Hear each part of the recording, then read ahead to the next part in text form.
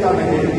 इस देश के हम निवासी, कोई क्रिश्चियन है आज वैज्ञानिक युग में उसके डीएनए का टेस्ट हुआ, एक भी ब्राह्मण इस देश का नहीं है, उसका डीएनए जब टेस्ट हुआ है तो ये यूरेशियन मूल का है, तो रशियन मूल का ये लोग है।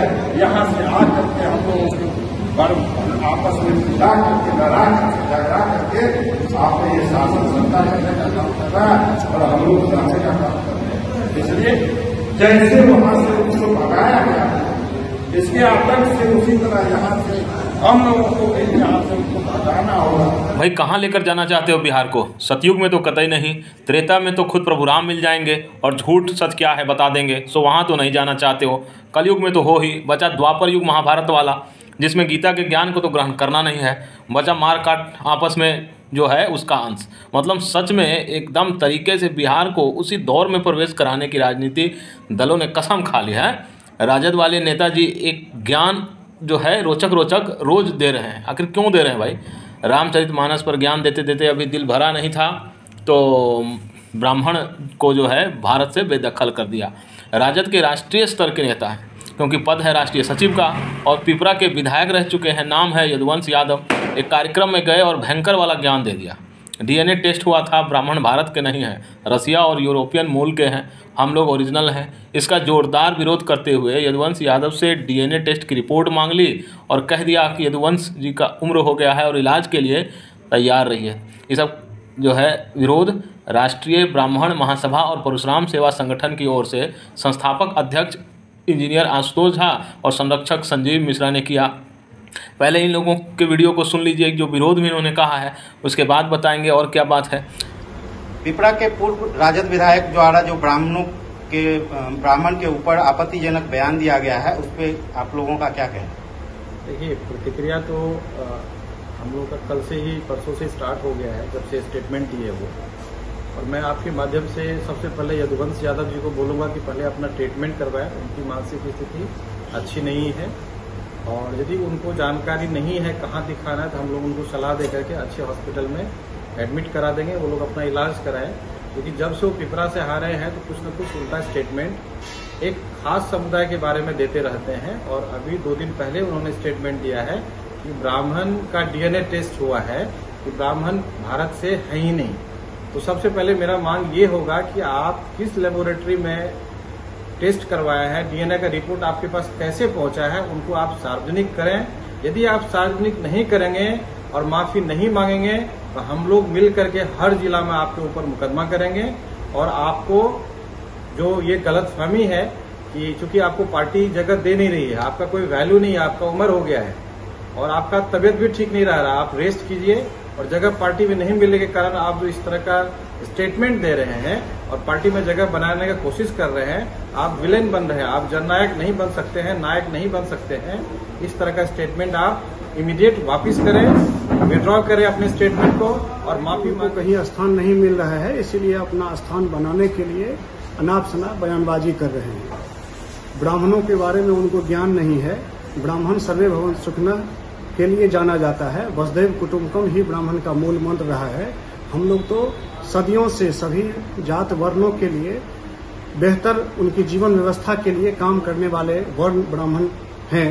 और हम लोग विगत 17 वर्षों से जो काम कर रहे हैं वो यही कर रहे हैं कि ब्राह्मणों की सर्व स्वीकार्यता हो, किसी भी जात धर्म के प्रति किसी की अनादर नहीं हो, अनास्था नहीं हो, सबका सब आदर करें, तभी भारत देश का विकास होगा। भारत को विश्व गुरु बनाने के लिए हम ब्राह्मणों को एकजुट होना पड़ेगा।